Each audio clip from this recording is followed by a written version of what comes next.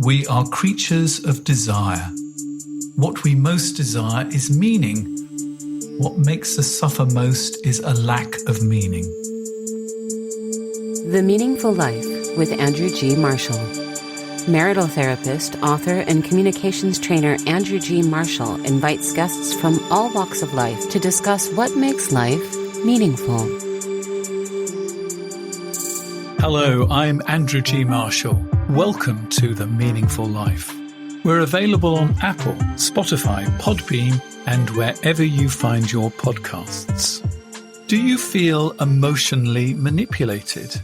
Have you been told, you're overreacting, you're being irrational? If you were a good partner, you would be more supportive. Do you doubt the evidence of your own eyes because someone swears something didn't happen? And if it did, you're taking it the wrong way.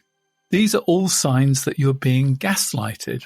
On today's edition, we take a deep dive and explain the 3 stages of being gaslighted and the 3 types of gaslighting. Dr. Robin Stern is a licensed psychoanalyst, educator, and author of The Gaslight Effect, and her new book, The Gaslight Effect Recovery Guide, Your Personal Journey Towards Healing from Emotional Abuse. Before we break down what gaslighting is and how to deal with it, I'm interested in how you came to this speciality. Did it find you, or were you destined to do this work? Well, thank you, Andrew, and I'm delighted to be here. Thank you for elevating this topic and for inviting me onto your podcast.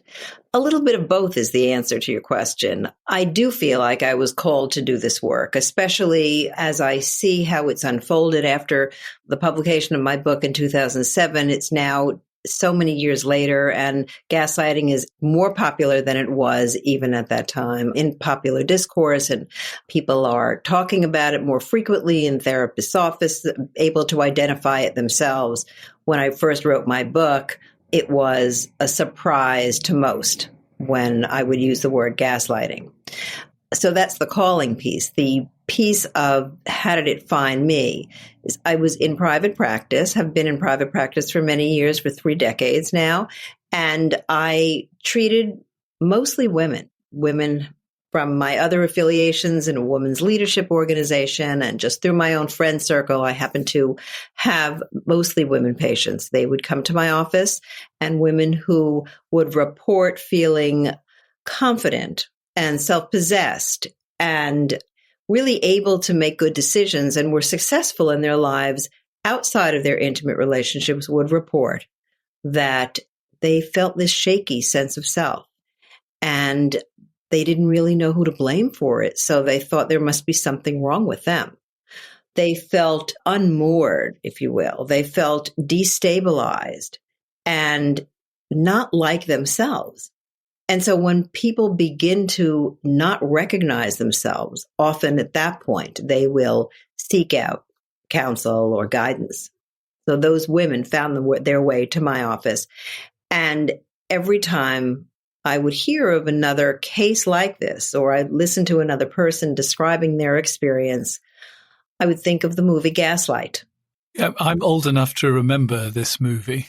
So for our audience who are not old enough, of course, it was set in Old England and got its title from the fact that the protagonist in the movie, the diabolical husband who was trying to drive his wife crazy and trying to lead her to believe that she didn't know her own mind, that she didn't know what she was seeing, as you said earlier, that she didn't know what she was feeling or wanting, would flicker the gaslights, because that was the way they lit their house, and some of the lights on the street were gaslights as well.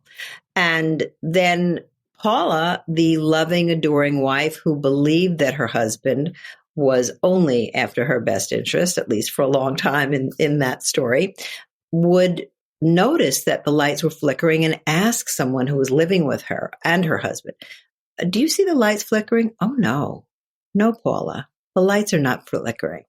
So there she was looking at flickering lights and being told, "No, your perception is wrong."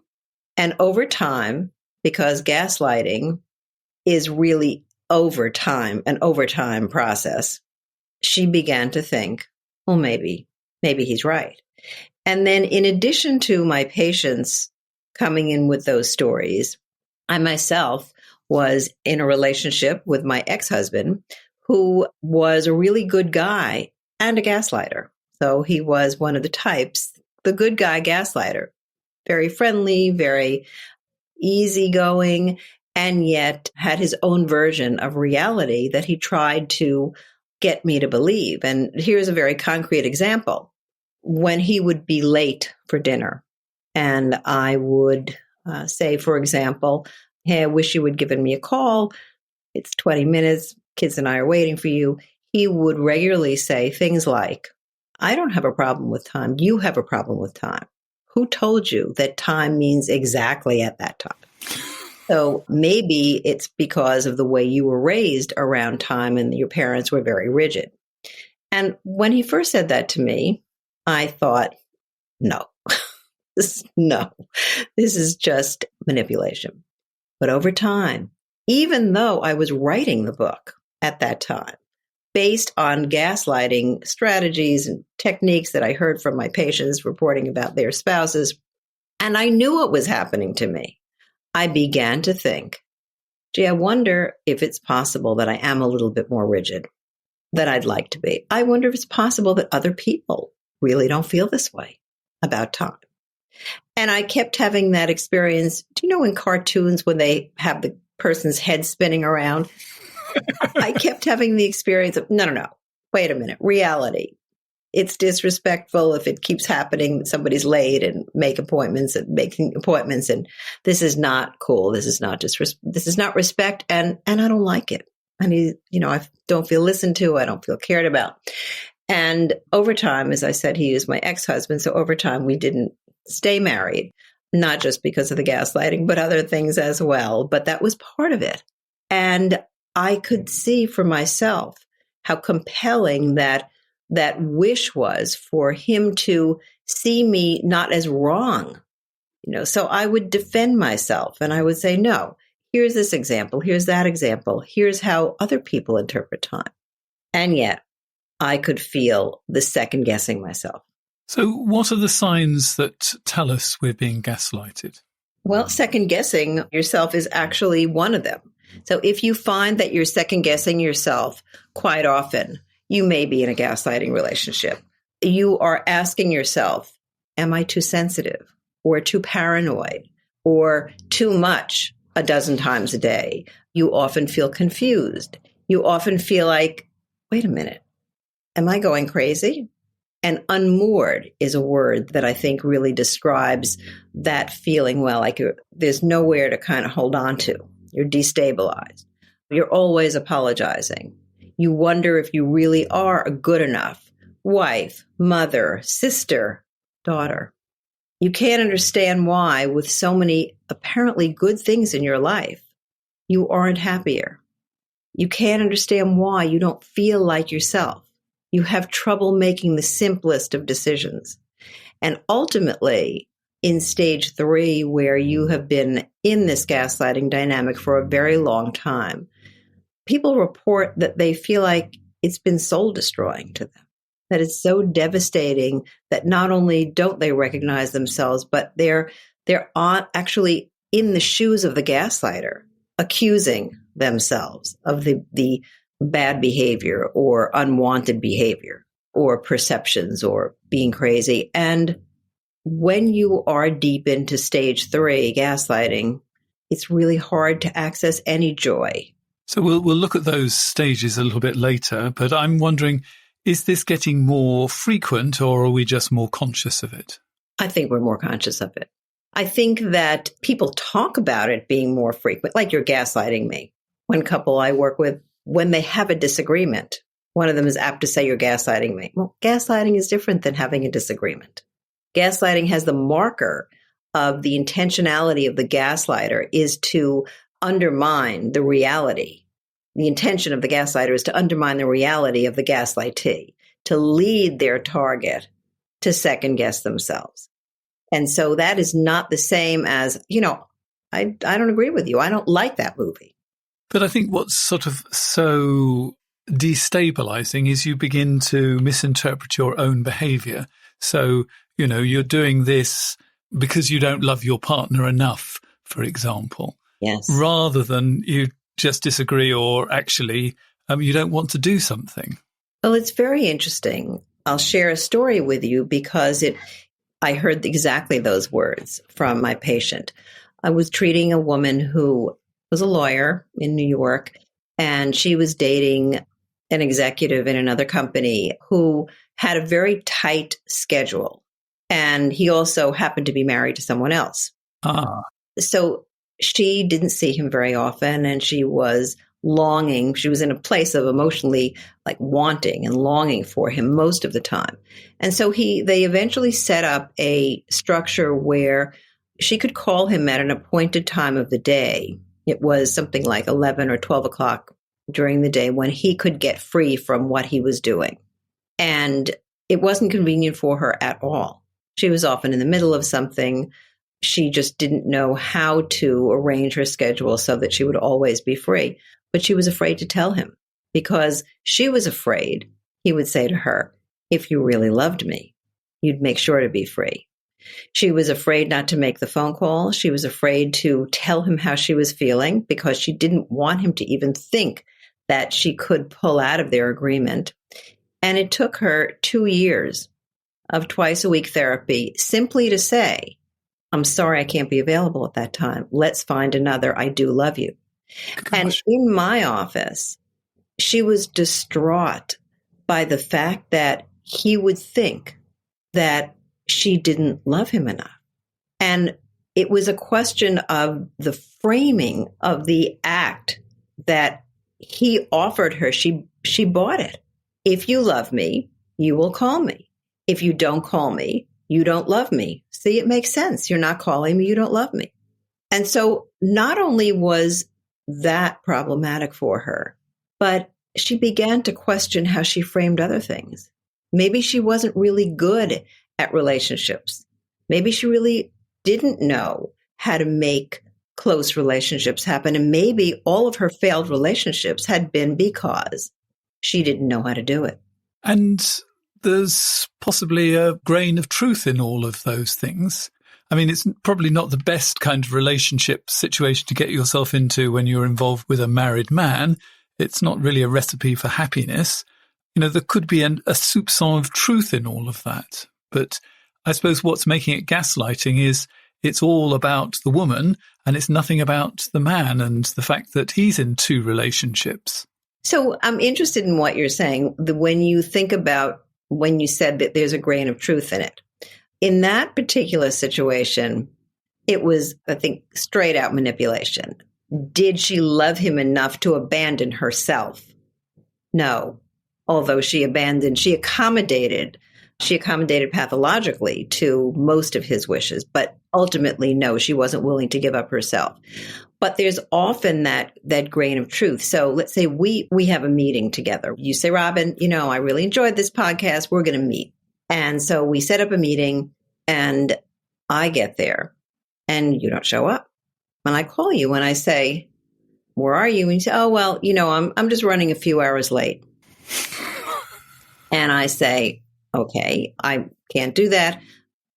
Can we reschedule? No. I really don't have any time for you. This was the day that I set aside. So please wait for me. You come and I say, I'm so happy to meet, but I only have a short period of time now because we had to reschedule. You say, what's wrong with you? You asked for this meeting and can't you be more accommodating? And I already think I'm over accommodating. But it's true, I'm not willing to go that extra mile. But I suppose I'm thinking much deeper. I mean, first of all, I have to say that my problem is I'm super punctual. But anyway, let's stay with this. I have to ask why you are hanging around for this version of me that is incredibly rude. And, maybe it might be something about you that you'll be putting up with this terrible behavior from me. Yes. And I would say to you, the first time I meet somebody, I'm likely to be pretty flexible. And if I can do it, I'm going to do it. If that were the second time or the third time, I would say exactly that. Like, what are you doing? Robin, what are you doing? But an even simpler example of that is where the truth is definitely something that knocks you into being less stable in your reality is, let's say two friends are planning to meet and one of them gets there and the other one arrives, and first one is looking kind of anxious, feeling kind of anxious, and says, I want to talk to you about something. I've been feeling like you're pulling away from me the last couple of weeks. I haven't heard from you as much, and wondering if I did something to offend you. Are you angry at me? And her friend looks at her and says, oh my God, you are so sensitive. And maybe it's true that she's sensitive, but that still isn't an answer or a response to the fact that she hasn't been on the other side of that, her friend hasn't been calling her, that her friend hasn't made time for her. And yet so many times the woman in that situation, or the young girl, because it's kind of very common teenage pattern of bullying and emotional abuse, will walk away not thinking, but she didn't answer my question, walk away thinking, I'm so sensitive. Why am I so sensitive? Like, I wonder if, so there is that grain of truth. And maybe for someone else, it wouldn't be a big deal. But the point is that it is a big deal for that woman. So every relationship is unique, right? And maybe you can not call me 10 times and I'm just going to be happy that you called me on the 11th. But maybe I'm not really happy and I need to say something to you. And then you're going to tell me there's something wrong with me. So can you be gaslit by your parents, for example? Because my parents were often telling me I was far too sensitive and I shouldn't be upset about this. Yeah. So the answer is, first of all, I'm sorry that you experienced that. It never feels good to have your feelings diminished. And yes, parents can and do gaslight kids all the time, and sometimes completely inadvertently. So like this, go to a grocery store at 5 o'clock, at least 5 o'clock in America, and you see kids like reaching for the cookies or reaching for a snack of cheese or something, parent grabbing their hand and saying, you are not hungry, you're tired. And that's not a gaslighting relationship. It's an attempt at perhaps gaslighting in the moment, certainly telling your kid what they feel. But interactions like that, when accumulated over time, lead kids to feel, I don't know my own feelings. My mother told me I thought I was feeling hungry. My mother told me I'm not. I thought I was feeling anxious. My mother told me I'm not. I'm just difficult. I thought I was feeling something. My mother said, no, you're just too sensitive. So I'm going to give you a quote of your own I'd like you to unpack for me, because I think it's a really beautiful quote. Well, it's not a beautiful quote. It's a very apt quote, I think. Never listen to criticism that is intended to wound. Yeah. Tell me about that. I like that quote also. And, we are, as humans, built to kind of pay attention to what's not going well. We're often scanning the environment for what's wrong. And so when somebody tells us something about ourselves that's wrong, like really pay attention to it. Like you get a report card that's all A's and one B or B minus or C. Like, why did I get that C? Why did that happen to me today? Why did that person say that to me? And I think it's so important to consider where that's coming from. Is that comment, is that piece of feedback really a piece of feedback that's intended to help me, or is that a criticism that's intended to wound me? And if it's a criticism that's intended to hurt me, that says more about you than it does about me.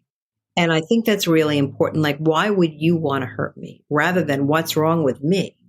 And yet for girls, for women particularly, but for men as well, if you have black and blue marks, if somebody beats you up or if somebody curses at you and screams at you, very easy to say, they did it to me.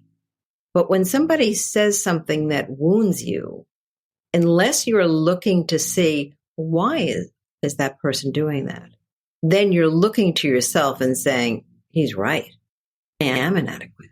And women and girls are much more likely to point their finger at themselves than to point their finger at someone else and say, something wrong with you that you need to do that to me. Mentioned women and girls a lot. Do women and girls also gaslight other women and men as well? Yes, they do. We do. The reason I keep saying it in that way is that in my practice, the pairing I saw most often for 30 years was women coming in talking about their relationships with their gaslighters, the men in their lives with whom they had relationships that were dramatically different, as I said earlier, than any other part of their life, leaving them second-guessing themselves and insecure and uncertain. And for girls, it is a common way to hurt each other. I expected to be invited to that party. Whatever, you're so paranoid. Could be a typical response. And I remember when I was writing my book, one of the people I wanted to read it was Rachel Simmons, who is an expert on teenage girls and many other things at this point in her life, but women certainly, and differences between sexes in the workplace. Rachel does a lot of incredible work. But then she was writing and working with girls, and she said, oh my God, that is very often the way girls respond to each other. And what is that? It's like a denial of responsibility. It's, I'm on the hot seat. I don't want to answer you. Let's deflect it by my accusing you. I mean, it's very clever, actually, to gaslight. So attack is the best form of defense, isn't it? It is. So let's look at these 3 stages of gaslighting. The first one is disbelief. So tell me about that. Disbelief is a little bit like what I said in my former relationship, where when something was said to me that didn't jive with me about who I was, that's kind of silly. Or imagine that a couple's walking down the street and boyfriend says to girlfriend, stop looking at people on the street. They're flirting with you. And you know what? You're flirting back. I'm not flirting back. Don't be silly. They're not flirting with me. Get off my case.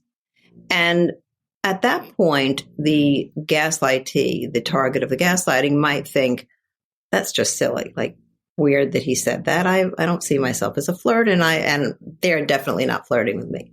Next time they go out, and over time as they continue to go out, and the guy says the same thing to her, stop looking, they're flirting with you, and you're flirting with them right back.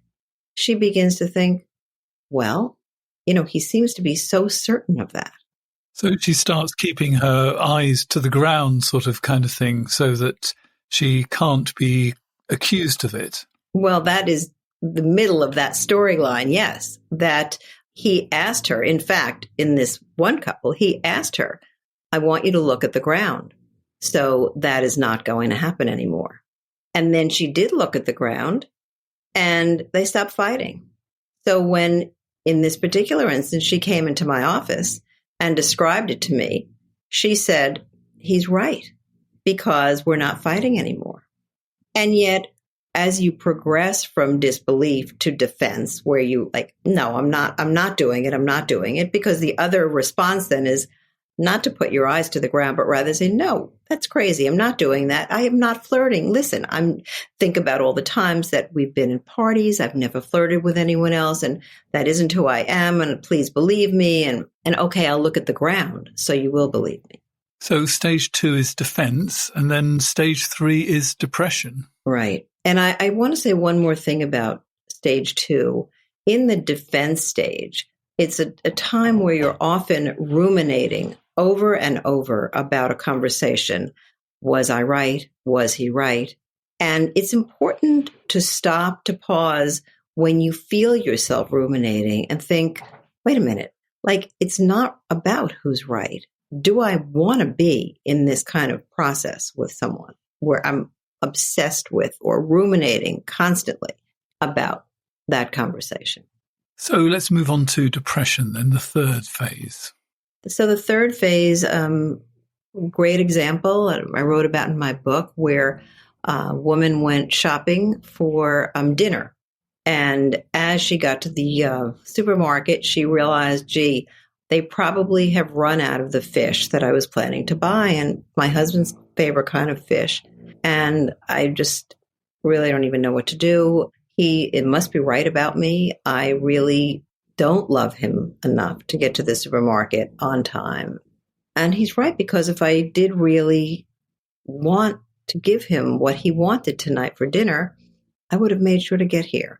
And he's right about me. I'm a loser. Like I'm just never going to make it as the kind of person in the world, in a relationship I want to be. And I can understand how that could be very depressing, and that you're going to be living under a cloud. Living under a cloud and feeling hopeless that no matter what you do, there's always a reason that there's something wrong with you, because unless it works out perfectly, you've done it wrong because of some failure of your character or your feelings. So there's 3 types of gaslighters. Let's start with the one we've already mentioned so far, which is the good guy. Yes. So the good guy gaslighter is somebody who you get along with. You do have a lot of things in your life that you like, and you may even enjoy being with him. And usually when you have an argument, you'll get your way.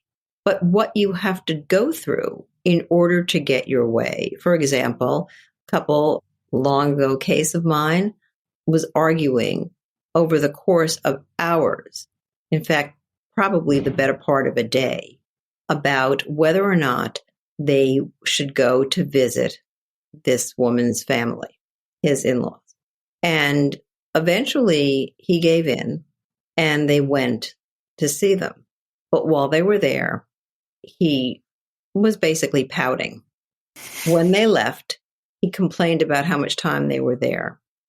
And when she said to him, this has been a really hard day for me. We fought all morning and we argued and you were pouting at my parents. And when she was telling him about the day from her perspective, he said to her, "What is the matter with you? There's something really wrong with you. You are so ungrateful. You asked me to go to your parents and I went. And now all you're doing is complaining."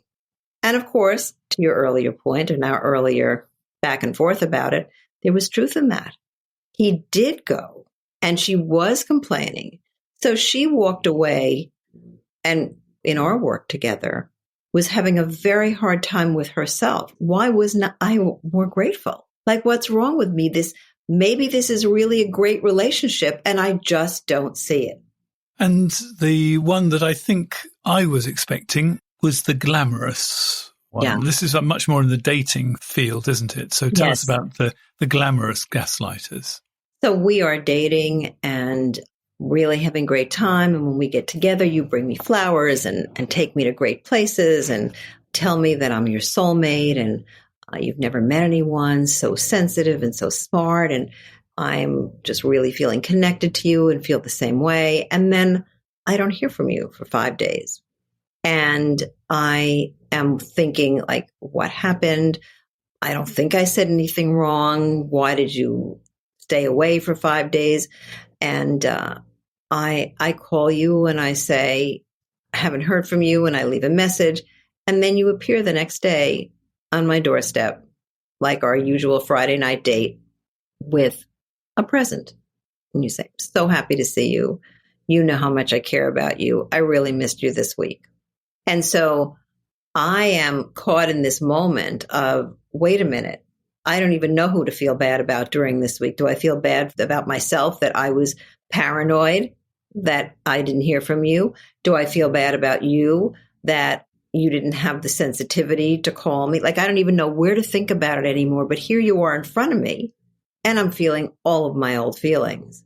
And so I'm lured back into the bubble that you have created for me, with me, and are offering me right in that moment, like your hand, come into our bubble. And if you speak up about it, you're spoiling the moment. You're spoiling the moment. And you're likely to get a response like that. You're spoiling the moment. Like, what's wrong with you? Like a couple I work with who were at a dinner party, and she said to him, I told you that we have an agreement that if you drink too much, we're going to leave. So I want us to honor that agreement because this is something that's been coming up. And he just turned to her, cut her off and said, "What is the matter with you? We're having such a great time. Do you want to ruin the evening?" And she said, "Well, I don't really think I'm ruining." Cut her off again. "There is something wrong with you. You can't tolerate any deviation from perfection about what you want." And it went on from there. So we've sort of explained what gaslighting is. How do you deal with it? With great difficulty, with a lot of patience, with compassion for yourself, and over time. So first of all, we didn't talk about the intimidator gaslighter, who is someone who uses violence and threats and what I call the apocalypse, to the threat of the apocalypse, to keep you under control. So if you don't believe me, if you don't do it my way, if you keep resisting me in whatever way he's saying that, these things are happening. Nobody will love you anymore. You'll get fired if it's at the workplace. You'll lose all your security. I'm not going to take you anywhere with me again. But if you decide that you want to confront your gaslighter, and the reason I brought up the intimidator in that context is if you are afraid, don't. And if you feel you need to, for whatever reason, take somebody with you or do it online. Never put yourself in physical danger. Intimidator gaslighters can be closer to violence than you think. It has happened. I'm not saying it will happen, but protect yourself. And if you don't feel safe physically, just don't have the conversation. If you do feel safe, make sure you're choosing a time where you both have space and time to unpack something if you want. And I would start in a positive way, not about your behavior if you're my gaslighter, but I really want this relationship to work. And there are things that are in my way. I'm sure there are things in your way, but tonight I wonder if we can talk about, and you can hear one of the things that's really bothering me, and then go from there. And I would then explain the dynamic. So you're saying that you have to be very careful not to fall into the empathy trap. I'm glad you brought that up because, yes, there's the empathy trap and the explanation trap. And that's what I was going to say is even before the conversation, you have to make sure, you have to check in with yourself and see where you are with your gaslighter. So are you somebody who is explaining away all their behavior? Well, of course he's treating me like this. His mother was so controlling. Or rather than thinking, I can't stand the way I feel with him, like I'm just losing myself, like I don't know what's going on, you're saying, wondering how he feels. And standing in his shoes, you kind of get lost because you're seeing yourself. You're so good at being an empath. You can stand there and see what he sees, and it can be devastating to you. So if you can be clear that you're not vulnerable to the empathy trap, or if you're vulnerable to it, you're watching out for it. You're watching out for the explanation trap. And you're also checking in with your big feelings about not wanting to let go of the relationship and not wanting to be wrong either. So back in stage 2, when you're defending yourself, part of what keeps you stuck in gaslighting is the strong wish that you, Andrew, don't think that I'm a bad person. And I can't somehow walk away from you until I know that you think well of me. And so that can keep people really stuck, even in those later conversations. And so what I would say is if you know what happens, if you're able to sort out this truth from distortion in the conversation, wait a minute, no, I'm sorry, that's not what I said. Or no, Andrew, you're doing that thing now where you're making it about me when I was just asking you a question about yourself. Like, where were you? No, this is not about my being paranoid. Let's go back to where I was. And you're blowing it all out of proportion or you're blaming me. So if you can begin there and begin with your positive intention, like, why are you doing this? Why are you not just walking away? If there's good reason for you to stay, you have kids together. Gaslighting is only a part of what happens. It hasn't always been like this. You could imagine the relationship flourishing if the gaslighting was gone. You could imagine your husband or your boyfriend or your partner really wanting to work on this. You could imagine yourself really wanting to work on this. So is it worth calling it out and saying, I think you're gaslighting me? Yes, I think you have to use the word. Or does that put more fuel behind the gas, so to speak? Maybe. But I think in a conversation where you're starting out saying, I really want this to work, and this thing that we do, you're offering me your hand in this thing that's called the gaslight tango, and I'm taking your hand. And so I want us to stop doing that because it's really hurting the relationship. And also I am beginning to not trust my own judgment and feel good about myself. I like that way of putting it because it's sort of, instead of turning it around and saying, it's not my problem, it's your problem, we're actually looking at the dynamic between the two of us and how we get into the dance. And that seems more constructive. And I think importantly, so the listeners are not thinking that I'm blaming the victim, because people have said, well, I don't know what I'm doing. What are you talking about that I'm walking into it? When you take somebody's hand in that gaslight tango, you don't know that you're getting involved in gaslighting, where you're about to feel diminished and abused. You think that you're having a different kind of interaction. Somebody is inviting you into their way of thinking, for example. And so as long as you can continue to keep your boundaries in that hard conversation, you can take their hand and say, see, this is happening now. So keeping like a metacognition going on, but you're looking at what's happening while it's happening, which is hard to do.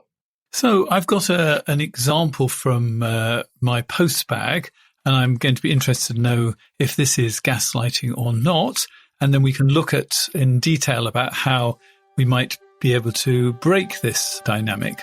And that's happening in just a moment. The Meaningful Life with Andrew G. Marshall. Please follow us on Twitter, like us on Facebook, and visit our website, andrewgmarshall.com/podcast, where you can join our supporters club and unlock bonus material and other benefits. Guess how long I've been helping couples have more fulfilling relationships? The answer shocked me. 39 years. Over this time, I've developed all sorts of interventions to help couples communicate better and make meaningful changes to protect and nurture their love. Some ideas I've used for a while and dropped, but at the core, there are a handful of must-haves that I use with all the couples I see face to face. Sadly, I can't work with everyone who wants my help, but I can share my best relationship tools. I've put them in a new course with worksheets and links to my most helpful podcasts. There are 4 hours of instructions to do at your pace together, with your partner or on your own. And it normally retails at £150. But to launch, I've dropped them to a special introductory price of £99.50. If you'd like to find out more, go to andrewgmarshall.com/tools and get started on improving your relationship. Brace yourself for a blockbuster season at Broadway San Jose. Get the best seats to MJ, Moulin Rouge, Six, The Cher Show, Shrek, and Clue when you become a subscriber for as low as $46 a ticket. Visit BroadwaySanJose.com. If you'd like to send me a letter, you can go to my website, andrewgmarshall.com/podcast. There's a section there called Participate in the Programme, and you can send a letter that way. You can make suggestions of topics for us to cover too. My wife and I have 2 children together, a boy aged 14 and a girl aged 10. We recently separated. I wanted to save the relationship, but she became increasingly angry, would yell at me in front of the children and pull them into our disputes. For example, I was working in the garden and asked my daughter if she could get me a glass of water. I had muddy hands, and she came back with a look of shock on her face. Mum says you should get your own water. Then my wife came storming out and emptied a pitcher of water over my head. I kept my temper, but only just. Sometimes I thought she was just pushing and pushing to get a reaction, so she had final proof that I was the bad one. I left because it was better for the children and my sanity, but she told them it's because I don't love them enough. A real man would fight for his kids. She told my son that I'm lying when I say I can't get off work for his football match. She also badmouths my mother and won't let me bring them to her house. She has never liked my family. We tried counselling, but she shuts me out, gives a long list of my complaints and speaks over me when I say I don't see it that way, or in some cases it didn't happen. My son keeps himself to himself and says nothing, I'm worried my daughter is turning into a mini version of my wife. Nobody believes me or says I'm exaggerating that she's turning the children against me, but she comes across so plausibly. So, I think before we start answering this, I'm thinking this is gaslighting going on. Am I being right? From my perspective, she's definitely attempting to gaslight him. I don't know if he will take her hand in that gaslight tango, but that is an invitation to the gaslight tango. And if she says those kinds of things to her children, it's likely to have more power. And the kids are likely to be swept up in that belief system. Put yourself in his situation, and I'm your wife. And I say, a real man would X, Y, Z. And you think, no, I am a real man and I do love my children. And I do fight for my children. She's not right. I could go further with that, and maybe she did, and tell you all the times that you didn't seem to do that. And maybe you need to really look at what the hell's going on with you because there's something wrong with you. And maybe over time, if it persisted, you would think, maybe she's right. Maybe I'm not doing enough. But then he left. So at what point did he leave? Did he leave because he didn't want to enter the gaslight tango? Did he leave because he was beginning to feel vulnerable to her attacks and to believing them?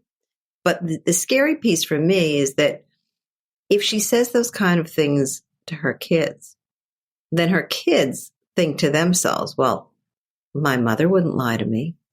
My father wouldn't lie to me. And they're much more likely to be destabilized and to second guess themselves. But I thought my dad really loved me. But my mom is saying that he left. And if he left, he didn't love me enough to stay. He didn't love me enough to fight. And I know she wouldn't lie to me. So it just makes kids crazy in that situation because, of course, he's probably saying everything. I love you. I had to leave. This isn't a healthy situation for you. It's not good for me. It's not good for your mom. And I love you. But she's saying he doesn't love her. And so she's saying he doesn't love the kids enough to stay and fight for them. So I worry that the kids will be gaslighted. So what advice would you give to this man? Straight up conversation. Tell the kids how you feel. You can't convince your kids that their mother doesn't love them. It wouldn't be a good way to approach it or the best way to approach it. I think you have to say things like, your mother and I see that very differently. I don't agree with her. Think about what happens when we spend time together. Think about how much you know I love you. And you might even go so far as to say sometimes your mother says things when she's angry or sometimes we all say things when we're angry that could be said in a better way. And your mom is angry at me. And I believe that's why she's saying those things about me. We all know it isn't true. So how should this guy approach his wife about this? From your description, it's going to be pretty hard because she sounds very angry. So, I have a lot of questions as a therapist. How did they get to this place? What was their marriage before? What kind of communication did they have before? Why is she so angry? It's hard for me to imagine in the state that you described that she would be amenable to a conversation. But again, a conversation would be the beginning. We both love our children. Can we come to something positive? And in this case, something binding, like something that they clearly both feel the same way about would be perhaps a good beginning. Or even maybe just something about her. I know how much you love the children. I love the children too. Or we both love the children. But this dissension between us is really hurting them. And I wonder if we could consider, and you would consider, having a truce while we talk more about how we can communicate about each other to the kids. That would be a beginning. How could we put a truce in place? Well, he's already not living there. Yeah, he's left. Right.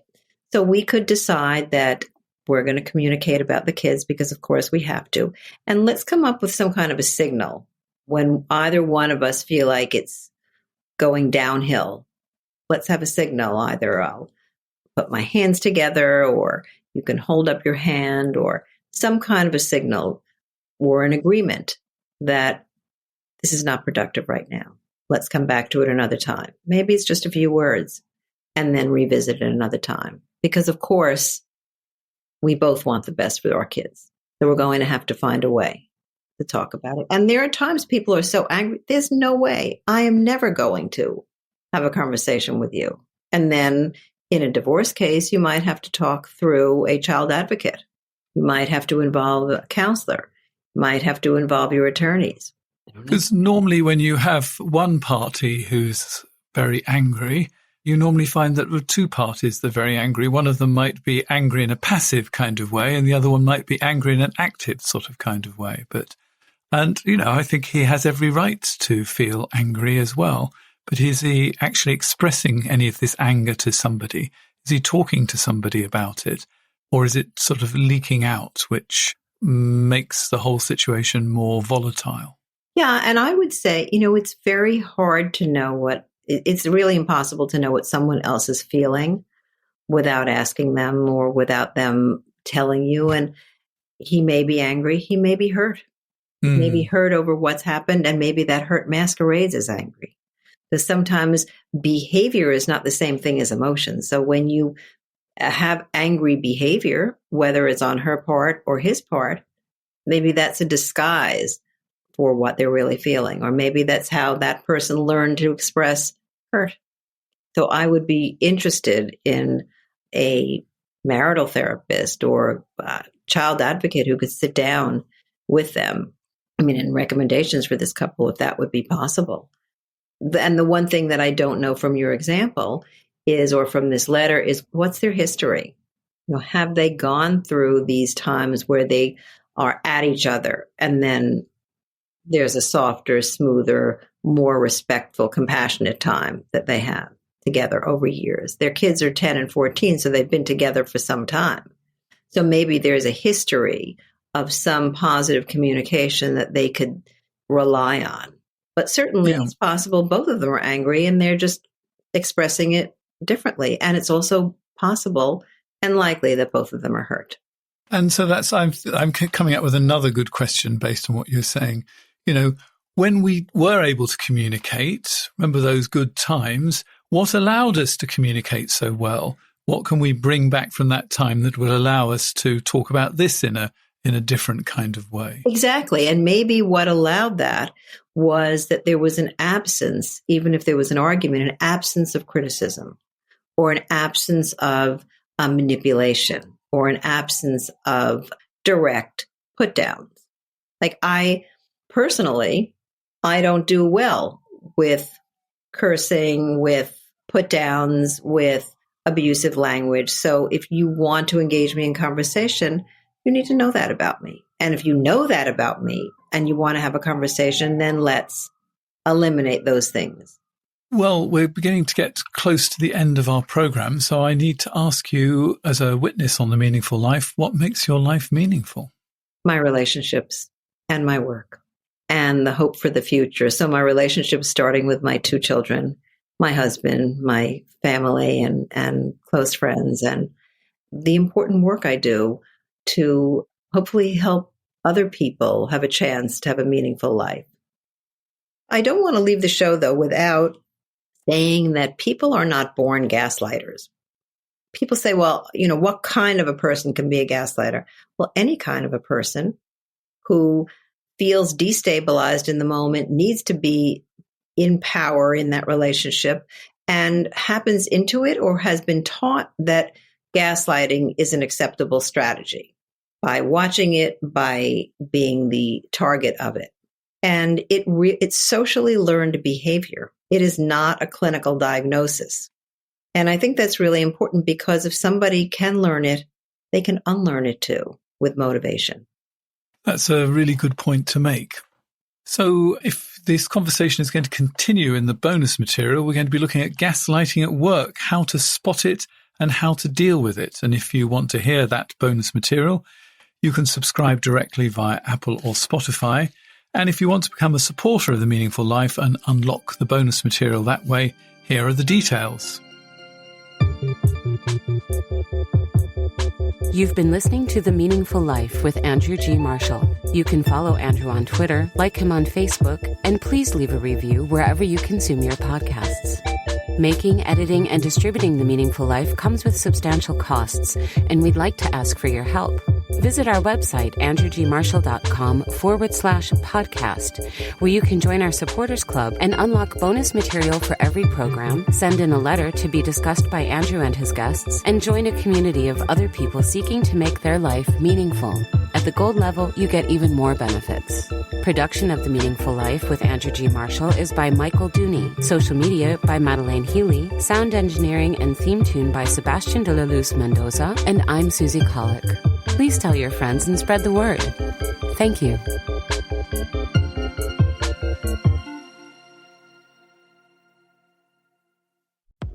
The secret's oat for nourishing your sensitive skin. Start each day with Aveeno's Daily Moisturizing Body Wash in the shower, which gently cleanses and doesn't dry out your skin. Then slather on the Daily Moisturizing Body Lotion for 24 hours of clinically proven hydration. This powerful combo gives you 2 times the moisture in 2 easy steps, thanks to both nourishing oat formulas. Get softer, smoother skin and shop Aveeno now at Target.